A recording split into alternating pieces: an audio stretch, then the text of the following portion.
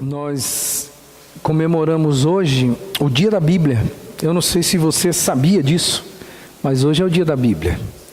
E eu não podia deixar de falar um pouco acerca daquilo que Deus espera de nós com relação à palavra, né? Então eu gostaria que você abrisse sua Bíblia em Tiago, no capítulo 1, e você vai perceber comigo que o livro de Tiago, já no seu início, nos traz aí a ideia do que Deus espera de nós com relação à palavra dele. Ficou um pouco cortado aí o título, mas o título é A Arte de Viver a Palavra de Deus, de vivenciar a Palavra de Deus, aquilo que Deus espera de nós, né, na questão de palavra. Tiago, capítulo 1, versos 21 até o verso 25, se você tem alguém que nos visita e que está aí pertinho de você, compartilhe sua Bíblia com essa pessoa nesse instante, para que todos possam perceber o que Deus quer falar para o nosso coração através desse texto. Tiago, capítulo 1, versos 21 até 25. Diz assim a palavra de Deus: Portanto, livrem-se de toda impureza moral e da maldade que prevalece, e aceitem humildemente a palavra implantada em vocês, a qual é poderosa para salvá-los. Sejam praticantes da palavra e não apenas ouvintes, enganando-se a si mesmos. Aquele que ouve a palavra, mas não a põe em prática, é semelhante a um homem que olha sua face num espelho e depois de olhar para si, sai e logo esquece a sua aparência. Mas o homem que observa atentamente a lei perfeita, que traz liberdade, e persevera na prática dessa lei, não esquecendo o que ouviu, mas praticando-o, será feliz naquilo que fizer. Pois é, como que é o seu relacionamento com esta palavra que a Bíblia diz aqui, né, que é poderosa, implantada em nós e é poderosa para nos salvar? Como que você tem tratado esse presente que Deus deu para você, que é a palavra do Senhor? Bom, eu trago aqui para você uma crônicazinha, e quero, através dessa crônica, levar você a entender como nós cristãos ainda não entendemos o valor desta palavra. E como, infelizmente, o povo judeu, infelizmente, tem a nos ensinar com relação ao trato com a palavra de Deus. Diário de uma Bíblia, 20 de janeiro. Passei uma semana muito calma. Nas primeiras noites do ano, do ano novo, o meu proprietário me leu diariamente, mas agora parece que me esqueceu. 16 de fevereiro. Hoje foi dia de faxina geral. Eu fui desempoeirada com outros objetos e recolocada no meu lugar. 24 de março. Fui utilizada depois do café pelo meu proprietário. Ele analisou alguns trechos e me levou ao culto. 8 de maio. Hoje foi um dia duro de trabalho. Meu proprietário dirigiu um estudo bíblico e teve que procurar vários versículos. Teve muita dificuldade em encontrá-los, mesmo estando todos no velho lugar. 1 de junho. Hoje, alguém colocou um trevo de 4 folhas entre as minhas páginas. 29 de junho, ou de julho. Fui colocada juntamente com roupas e outros objetos dentro de uma mala. Parece que estamos em viagem de férias. 10 de julho, ainda estou na mala. Embora quase todos os objetos já tenham sido retirados. 15 de julho, estou novamente em casa, no meu velho lugar. A viagem foi cansativa. Eu não entendo porque tive que participar dessa viagem. O texto poderia continuar, e ainda teriam outros dias no meio do ano, até o final deste ano. E esse talvez, ou essa talvez, seja a sina da sua Bíblia. É o diário de uma Bíblia.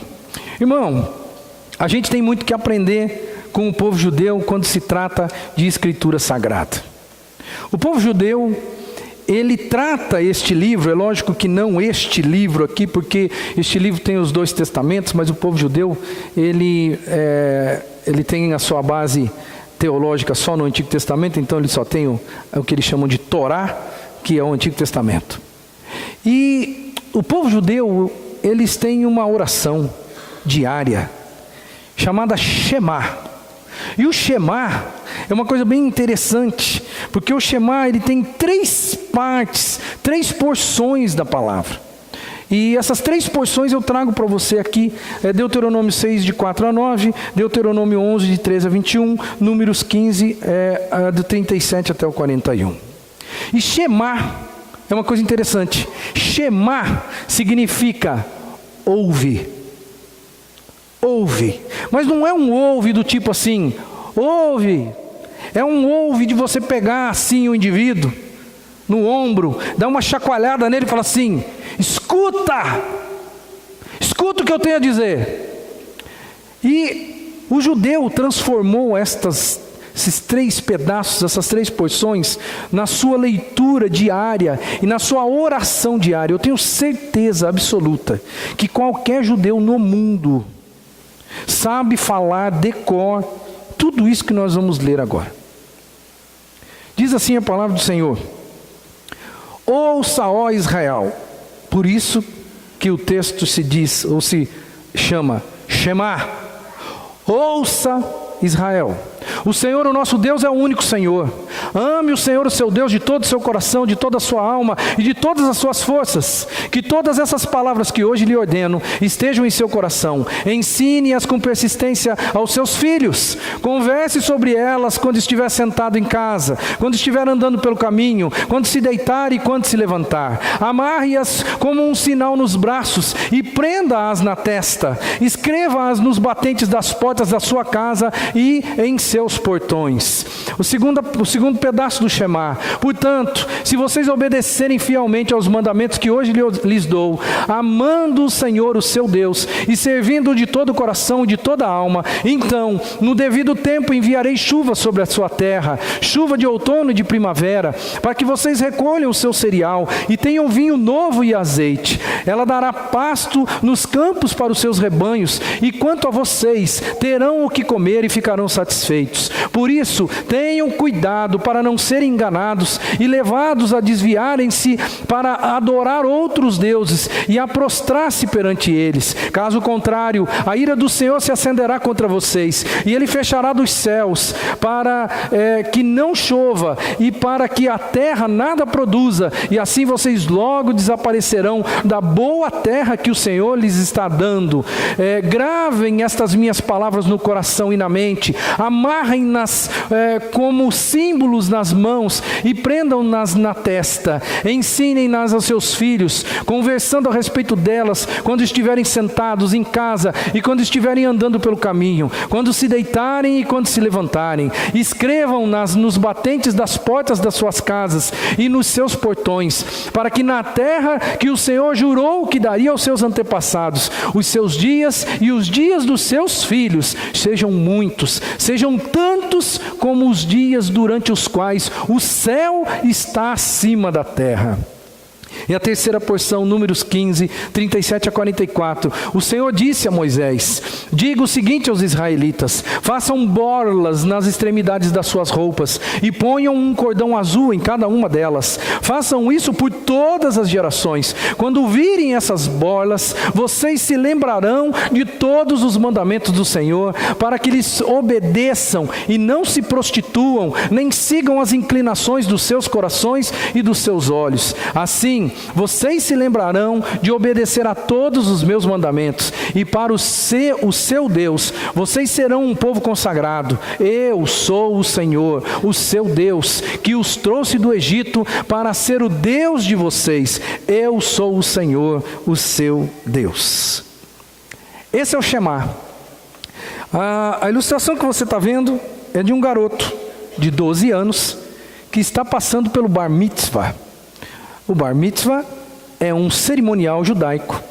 E eu só trouxe essa gravura para você olhar como o judeu levou ao pé da letra essa questão de amarras nos teus braços e coloque ela na sua testa, para que você não se esqueça de tudo que eu li. Você está observando ali que na cabeça dos dois, tanto do mestre quanto do menino, que está passando pelo seu ritual, e agora, a partir daquele dia, ele vai ser um adulto, considerado um adulto entre o povo judeu, e ele vai ser alguém que já responde, diante de Deus com relação a si mesmo. Ele já decorou boa parte da Escritura, ele já sabe quem é Deus, sabe muita coisa da palavra. Um judeu de 12 anos dá um show de Bíblia em qualquer um de nós aqui em questão de Velho Testamento. E você verifica ali que no braço desse menino, tá ali o quê? Tá ali uma caixinha. Tem uma caixinha aqui, aqui. E tem outra caixinha aqui em cima. Pois é, ali dentro tem um quadradinho ali, e ele tira daquele quadradinho, ele abre aquele quadradinho e tem o Shema, a porção da palavra de Deus que ele leva com ele. Você vê que o mestre também tem. Sabe, um judeu jamais esquece uma Torá na sinagoga. Se eu vendesse as Bíblias nos meus 22 anos quase de ministério pastoral, vendesse as Bíblias que ficam depois do culto no domingo à noite, eu já estava rico. Se eu vendesse por 10 cada uma, 10, porque nós não sabemos valorizar esse negócio aqui. Esse negócio está lá, ele faz parte da nossa vida, é verdade, mas ele está lá, em algum canto. Talvez hoje você não trouxe ela, porque para você, ela não tem tanto valor assim. Essa é a verdade. Porque se ela tivesse, ela estaria com você. Hoje nós somos salvos pelo gongo, porque as nossas Bíblias estão no nosso celular. E nós não carregamos a Bíblia no celular porque nós gostamos da Bíblia. Nós carregamos a Bíblia no celular porque gostamos do celular. Não largamos o celular. Eu estou falando mentira? Não estou. Nós teríamos que aprender muito ainda acerca desse livro. Bom livro, irmãos, que transformou nossa vida. Porque Jesus usou este livro aqui para salvar a minha vida e a sua. Só por isso, ele já deveria ser um livro todo especial. Todo especial. Mas a gente, infelizmente, ainda não conseguiu entender a verdade, de como nós deveríamos nos portar com relação à palavra de Deus. E não é o livro em si, não. Isso aqui é puro papel, não é o livro em si. É o conteúdo do livro. E quando o nosso Deus permite que esse livro chegue até nós, e parece muito simples, porque hoje nós temos na mão ele, e temos a facilidade de ter ele sem nenhuma dificuldade, e essa não é a realidade do mundo, mas aqui no Brasil, graças a Deus, nós não paramos para pensar que para ser produzido este livro, demorou 1.500 anos.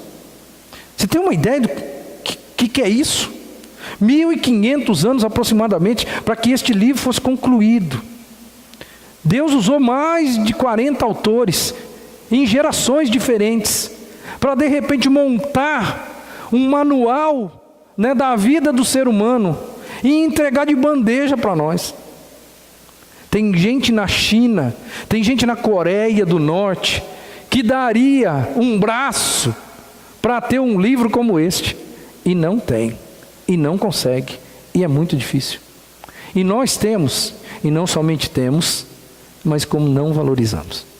Cada um de nós aqui tem a liberdade para ter. O nosso governo não nos atrapalha com relação a isso, mas não é assim no mundo inteiro. Sem contar aqueles países que nem sabem que existe um livro chamado Bíblia, que não tem nem ideia acerca de um Jesus que está narrado aqui, cuja história transformou a minha e a sua vida. Tiago, que nós lemos, é a carta da prática. Tiago é a carta que fala assim para nós: a fé sem obras, ela não vale nada. A fé sem obras, ela é morta. E nesse texto que nós lemos de Tiago aqui, Tiago vai falar mais ou menos o que Jesus disse, narrado no Evangelho. Quando ele joga aqui as informações que nós lemos, e você deve ter prestado atenção na leitura, você vai ver que Tiago, no versículo 25, ele termina dizendo assim: será feliz naquilo que fizer. Mas Jesus já tinha dito isso. Tiago só está replicando, só está trazendo à tona o que Jesus havia dito, porque Jesus, em João 13:17, diz assim: agora que vocês sabem essas coisas, felizes vocês serão se as praticarem. Jesus deixou bem claro: só conhecer, só ter, não muda nada a sua vida. E é por isso que Tiago, no final do texto que a gente leu, ele disse assim: olha, aquele que praticar essas coisas será feliz naquilo que fizer. O nosso texto base termina corroborando a ideia e a palavra de Cristo. E eu quero hoje dar apenas 2 respostinhas para você, e eu espero que você leve de volta para casa, 2 respostinhas a esta pergunta aqui: o que é preciso para viver a palavra de Deus? O que eu preciso para viver? Não conhecer a palavra, é diferente. Não ler a palavra de Deus, é diferente. Não memorizar pura e simplesmente a palavra de Deus, é diferente. Não saber decor a palavra de Deus, é diferente. A proposta aqui é viver a palavra. Porque Jesus disse: bem-aventurados vocês serão se vocês as praticarem. E Ele está falando acerca das ações que Ele quer que nós tenhamos. Quando Jesus falou isso em João 13:17, ele acabou de lavar os pés dos discípulos. Ele lavou os pés dos discípulos, deu uma lição para os discípulos e disse: olha, bem-aventurados vocês vão ser se vocês fizerem isso, não só souberem acerca disso. Saber, qualquer um pode saber. Qualquer um pode saber. Pessoas que não têm um compromisso com Jesus. Por exemplo, eu já disse aqui, o Jô Soares, ele conhece a Bíblia. Se você sentar com o Jô Soares, você vai ver que ele vai citar alguns versos de cor. Ele já leu a palavra, como erudito que é, como homem culto, que quer saber das coisas, ele já leu. Aliás, não é só ele. Vários filósofos, vários ateus conhecem a palavra. A diferença está em viver a palavra. Então hoje, essa pergunta vai permear o nosso culto. A arte de viver. E o que eu preciso fazer para viver a palavra de Deus? A primeira coisa que você precisa fazer, e a maioria de vocês aqui já fez, é acolher a palavra de Deus. Acolher. Receber a palavra de Deus. Mas esse acolhimento, ele tem 2 formas de enxergar. São 2 óticas esse negócio de acolher a palavra de Deus. E aí que nós começamos a ter dificuldade. Porque a primeira ótica de acolher é o ato de acolher. É aquele primeiro dia que você teve contato com a palavra. Aquele primeiro dia. Primeiro dia que talvez foi muito transformador na sua vida. E aí a outra ótica de acolher a palavra é aquilo que eu vou chamar de processo. Eu vou explicar os 2. Primeiro, vamos para o ato. O ato, eu acolho a palavra num primeiro momento, no ato, quando você abre o coração para a palavra de Deus. Você se lembra quando você abriu o entendimento, quando você teve a Bíblia a primeira vez na sua mão, quando ela começou a mexer com você? Você lembra do poder que a palavra teve? Se você se converteu depois de adulto, você sabe muito bem do que eu estou falando. Se você se converteu ali de repente chegou numa igreja, entrou numa igreja já adulto, e aí alguém falou, abra a Bíblia aí, e você de repente, ou alguém te ajudou, ou você tinha uma Bíblia, e você leu a primeira vez, e você começou a ficar encantado com o que estava escrito. Você se lembra do poder, do impacto daquela palavra na sua vida? Você lembra da coragem que essa Bíblia, ou que os escritos dessa Bíblia, ela deu para você naquele dia? Você lembra disso? Você lembra da alegria que tomou conta da sua alma? Talvez você até chorou na primeira vez que você leu algum texto da Bíblia. Você lembra da nova perspectiva que se abriu diante dos seus olhos quando você enxergou o que estava escrito na Bíblia? Não dá vontade para a gente dizer para todo mundo que está escrito ali? Eu gosto de ouvir a Andréia falar sobre isso. Porque a Andréia, diferente de mim, a Andréia conheceu Jesus já praticamente na juventude. A Andréia se encantou com a Bíblia. A Andréia pegou o Salmo 1 e leu aquilo e falou, meu pai, que coisa linda. Ela pegou o Salmo 23, olhou e chorou quando leu o Salmo 23. Sabe, esse impacto, esse acolhimento, aquele ato. Você se lembra de como foi? Você se lembra o que causou no seu coração a palavra de Deus? Mas aí, irmãos, porque a maioria de nós aqui já foi alcançado pela graça de Deus por intermédio da palavra, e a gente já lembra disso. A gente tem uma história para contar com relação a isso. O nosso problema é que a gente esbarra no processo. Porque acolher a palavra de Deus não é só abrir o coração para a palavra de Deus naquele primeiro dia, onde houve uma mudança brusca na nossa vida. Não. Faz parte desse acolhimento o processo. Que eu vou dizer que é aquilo que quando você continua recebendo a palavra de uma maneira ininterrupta. E quando eu digo ininterrupta, é ininterrupta mesmo. Quando você tem contato com a palavra de uma maneira rotineira. Sabe, muitos de nós perdemos esse negócio. Todos nós aqui, sem distinção, nós somos um copo d'água suja, barrenta. Eu até queria fazer essa lambança, mas hoje é dia de ceia, não dá para fazer essa lambança aqui. Trazer um copo de água barrenta aqui para você, e pegar e jogar um pouquinho de água pura dentro. O que ia acontecer se eu jogasse um pouquinho de água pura dentro de um copo com água barrenta? Mas fosse só um pouco. O que ia acontecer?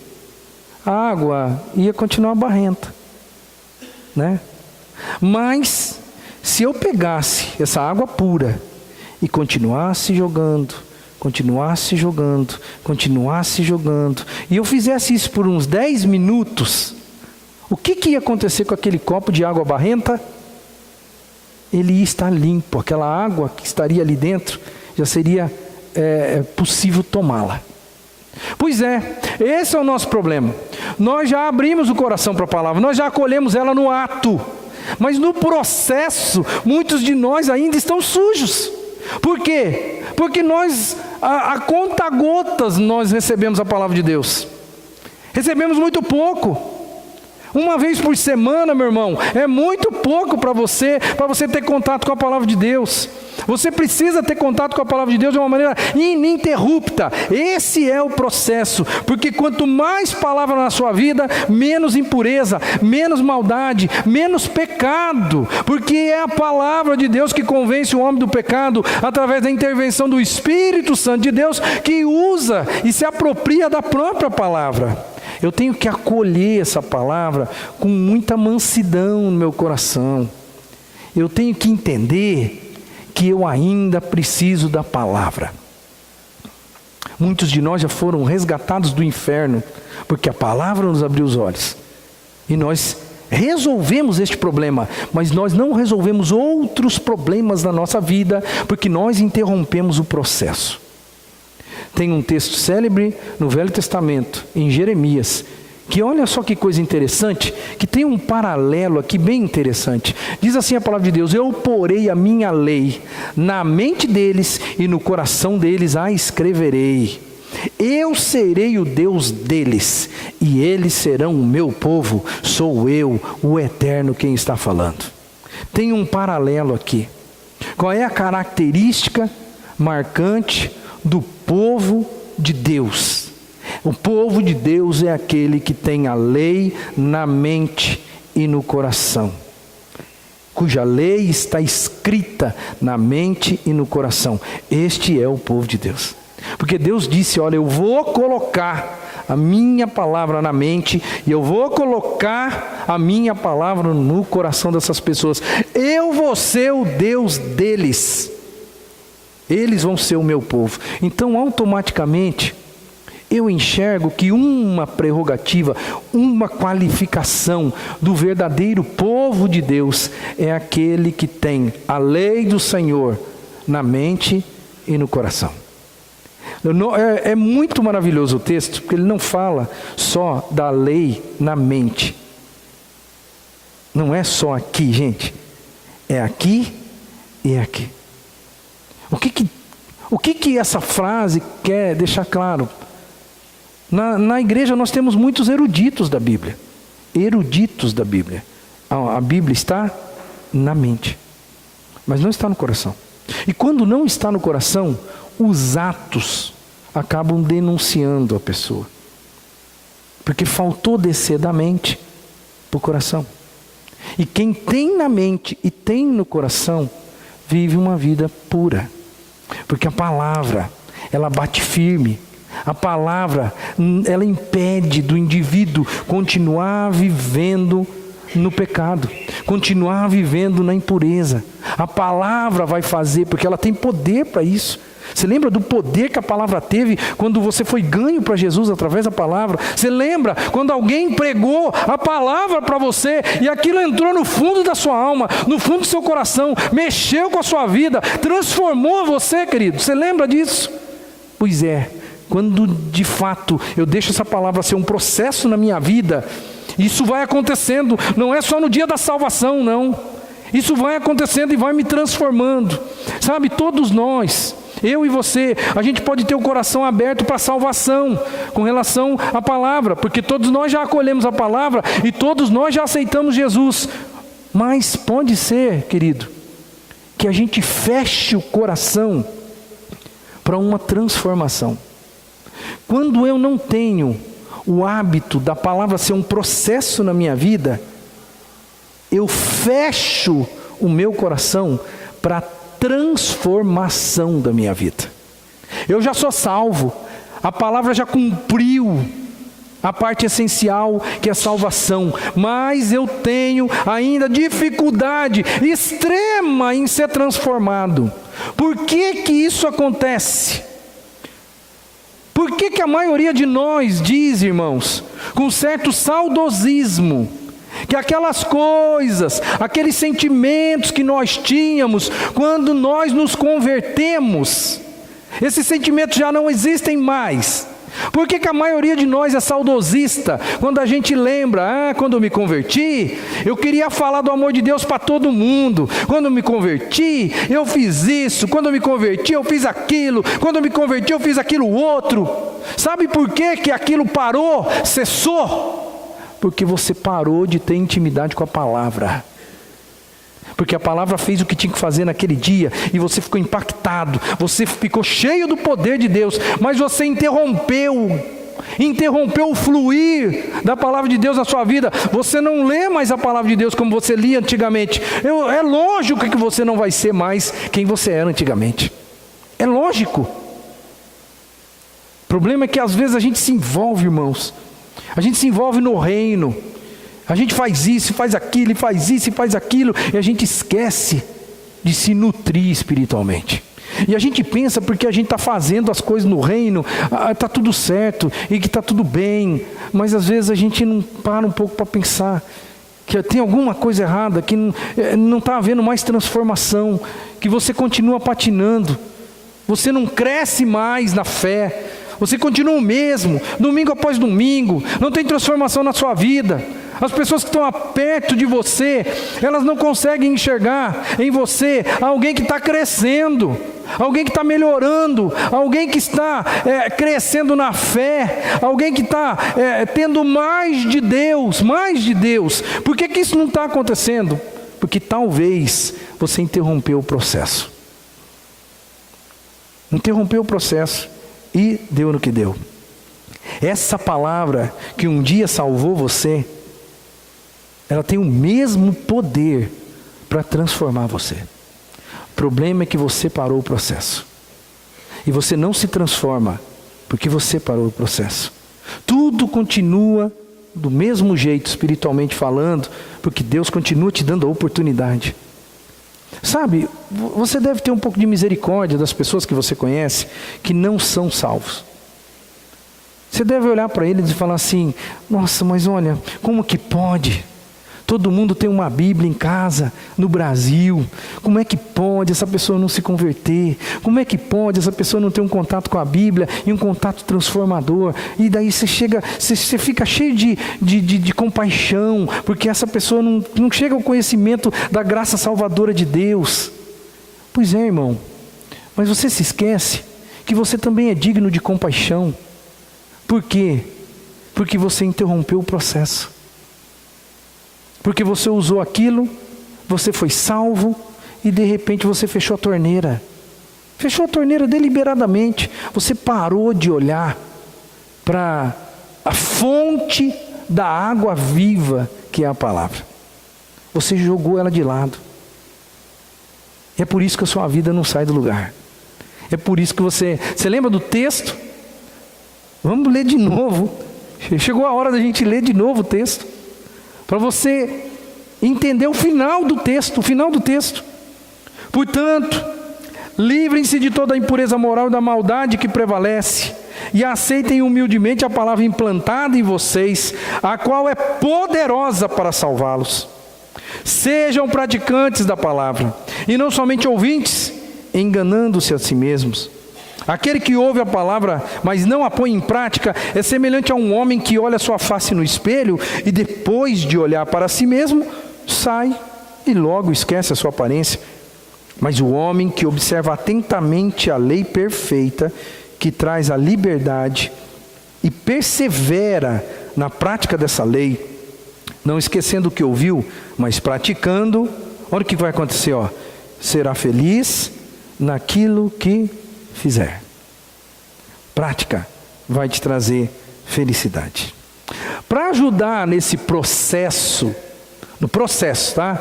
Acolher a palavra é um ato e é um processo.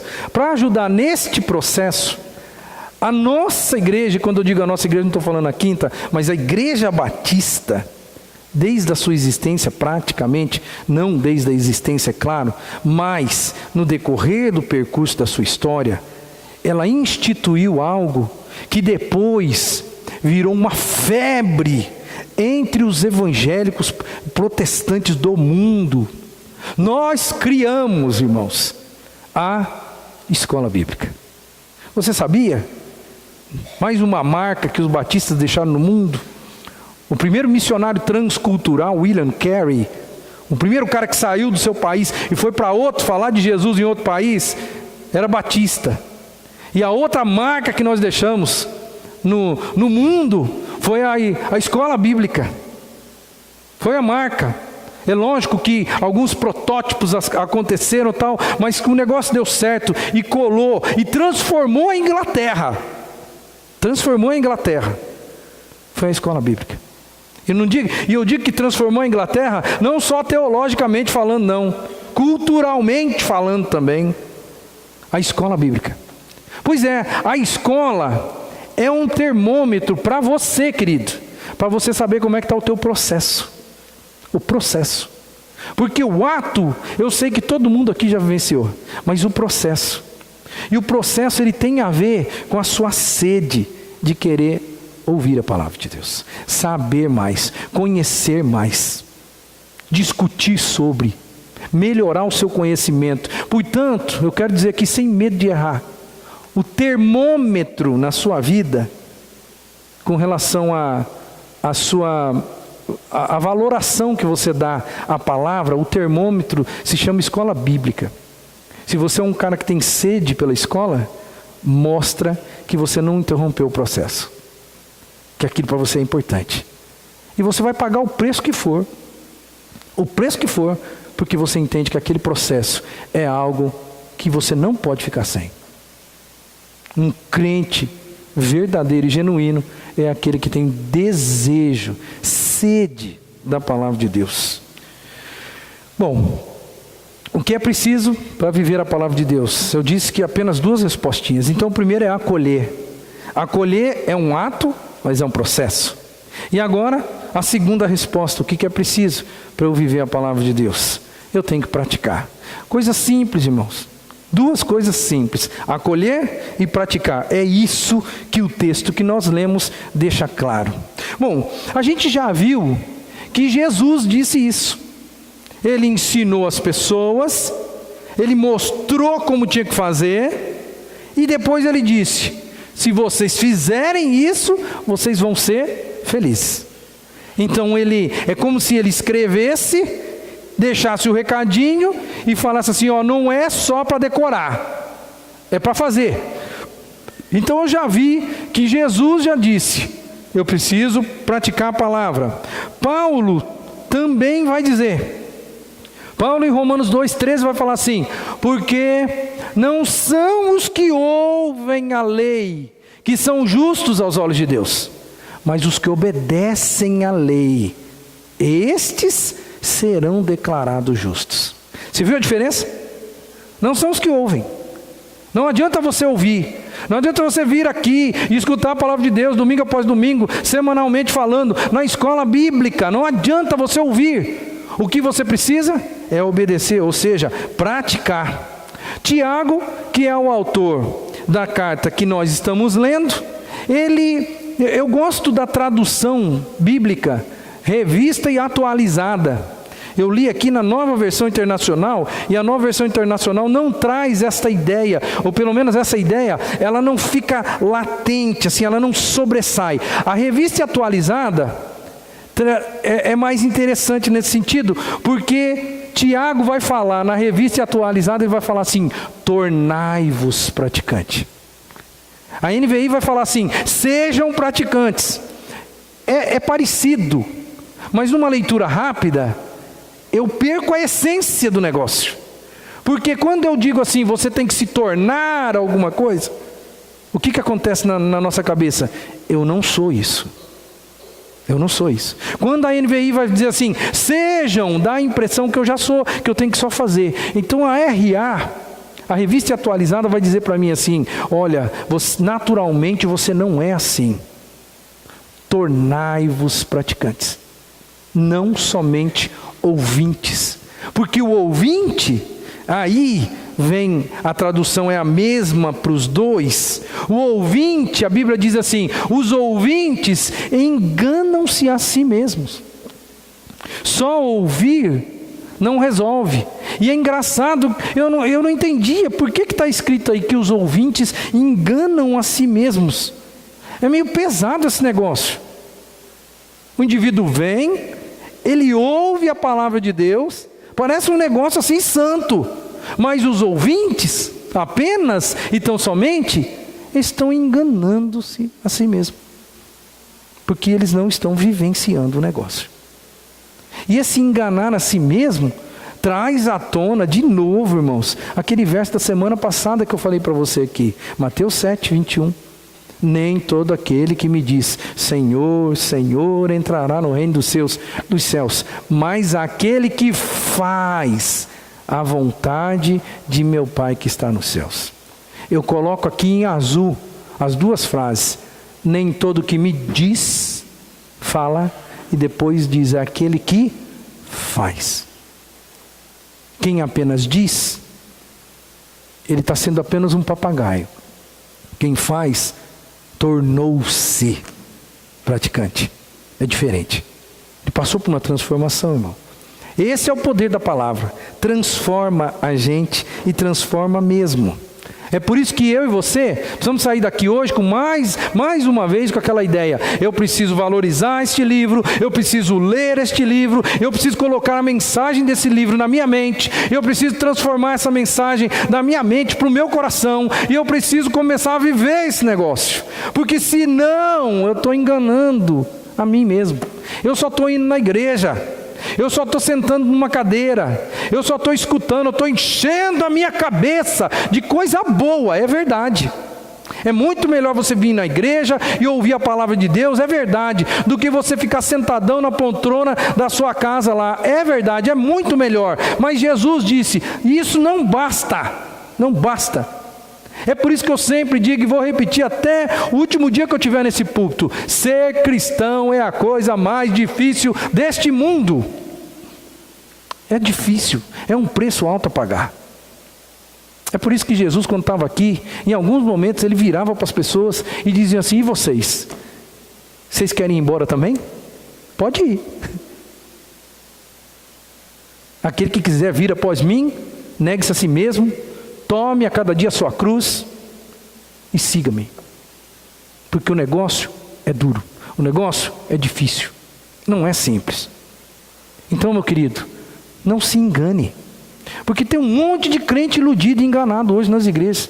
Eles vêm à igreja, eles ouvem a palavra de Deus, aquilo, porque é legal, gente. Aquilo mexe com a gente, aquilo trabalha com a nossa alma, com a nossa emoção, com a nossa mente, aquilo mexe na nossa estrutura, mas aí a gente sai por aquela porta ali e vai embora para casa, e tudo que a gente ouviu na outra semana não vai mudar nada na nossa vida.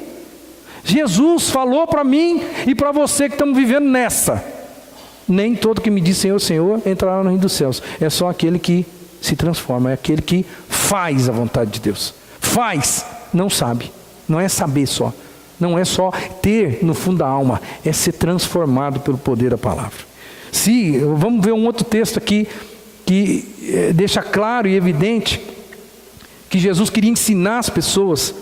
Ele falou assim: por que vocês me chamam Senhor, Senhor, e não fazem o que eu digo? Eu lhes mostrarei. Aqui se compara aquele que vem a mim, ouve as minhas palavras e as pratica. É como um homem que, ao construir uma casa, cavou fundo e encontrou os alicerces na rocha. Quando veio a inundação, a torrente deu contra aquela casa, mas não a conseguiu abalar, porque estava bem construída. Aí, olha, presta atenção no texto: mas aquele que ouve as minhas palavras e não as pratica, é como um homem que construiu uma casa sobre o chão, sem alicerces. No momento em que a torrente deu contra aquela casa, ela caiu e a sua destruição foi completa. Construir uma casa sem alicerce é construir uma casa para um dia passar vergonha. É construir uma casa para um dia sentir desespero.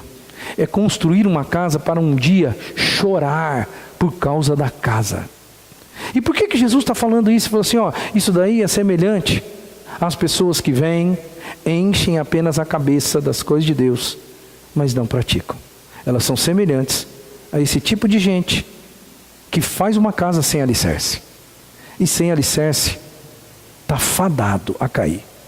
A vida de pessoas que só enchem a sua mente e não mudam as suas vidas, é uma vida de que a qualquer momento o choro vai chegar, a qualquer momento a tristeza vai chegar, a qualquer momento ele vai passar vergonha, porque a casa vai cair.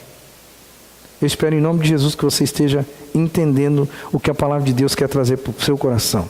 Se você possui apenas a teoria e não possui a prática do Evangelho, você ainda não abraçou o Evangelho de fato.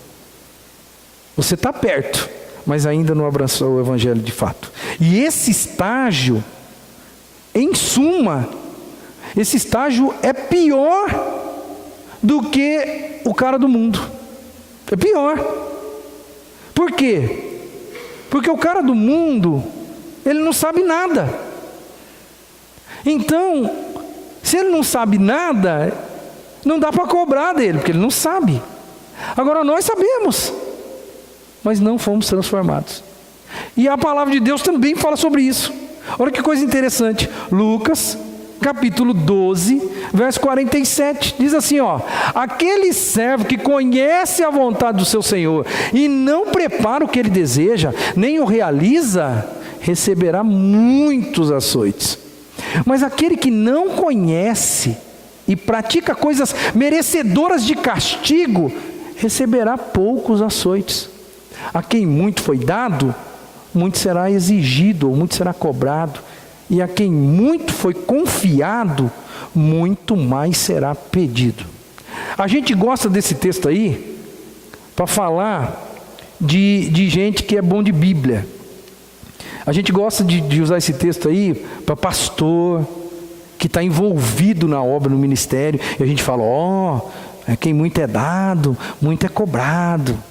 A gente gosta sempre de jogar esse verso na terceira pessoa. Mas esse verso não está na terceira pessoa. Esse verso está na minha pessoa, na primeira pessoa. Porque o texto é claro em dizer assim, olha, aquele cara que não sabia, não dá para cobrar dele. Vai apanhar, vai receber açoite, mas vai receber menos, porque não sabia. Agora, aquele que sabia, aquele que ficou ouvindo tudo que o Senhor queria dele, e mesmo assim ele não fez. Porque a gente não consegue enxergar a conotação desse texto para os destinatários originais, porque quando se fala de senhor e servo aí, não é na nossa contemporaneidade. Não, o senhor e servo aí é o dono do escravo. O dono do escravo.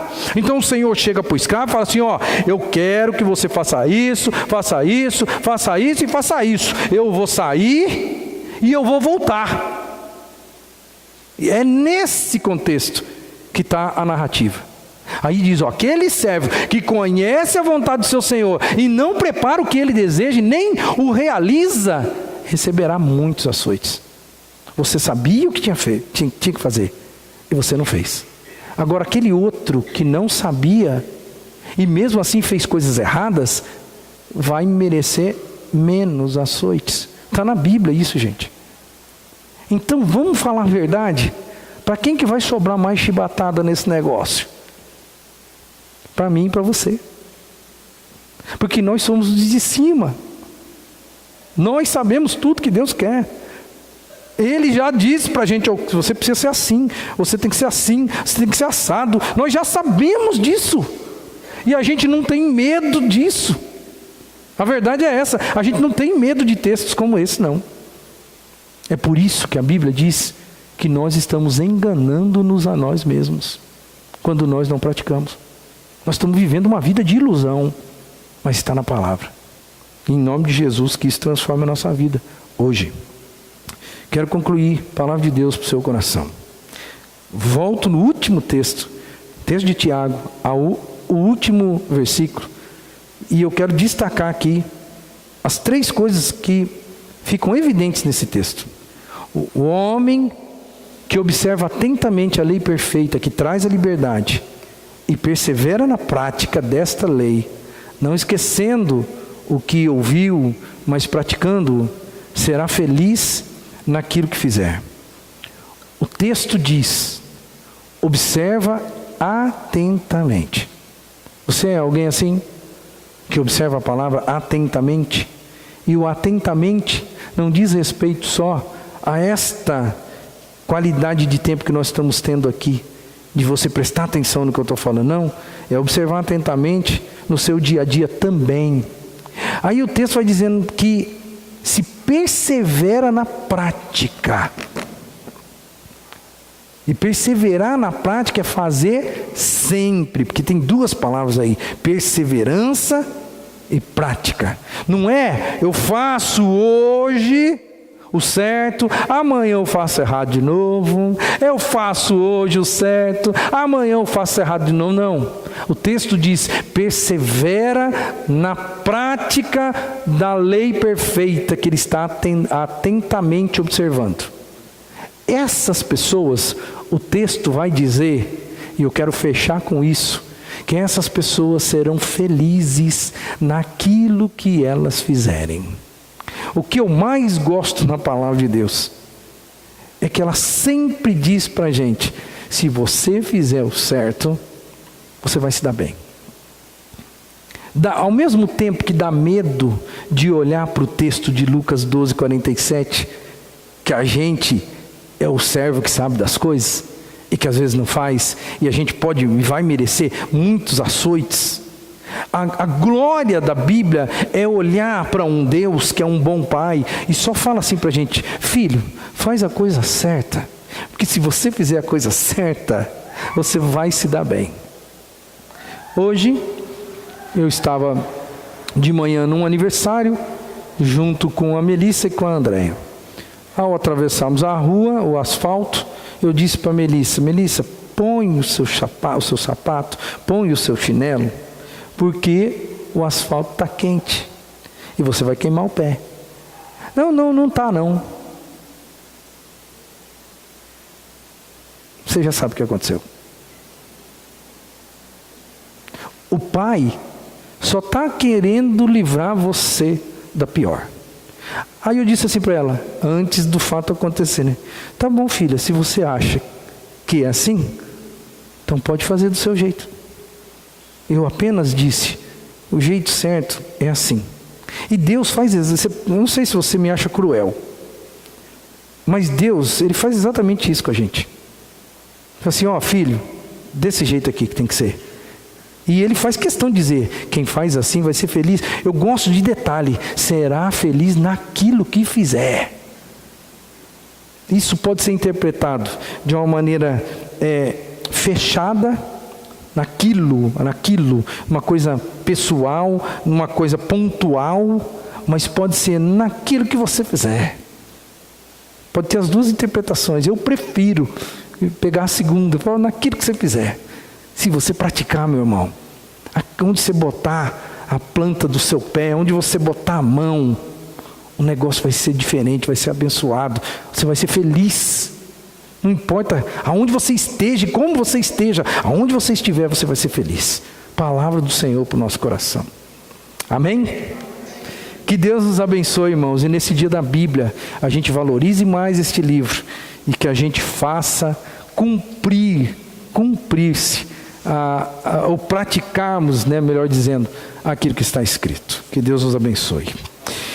Nós vamos encerrar nosso culto. Nós temos aí várias pessoas amigas.